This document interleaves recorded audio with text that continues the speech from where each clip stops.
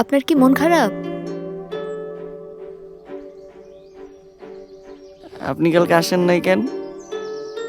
আব্বা অসুস্থ ছিল, হসপিটালে ছিলাম। আহ, আচ্ছা, আপনি ভালো আছেন? হুম।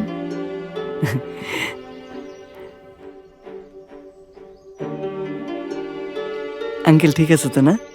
হ্যাঁ।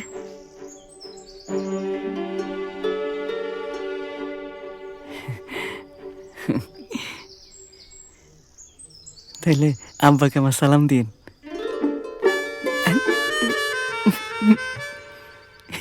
আচ্ছা।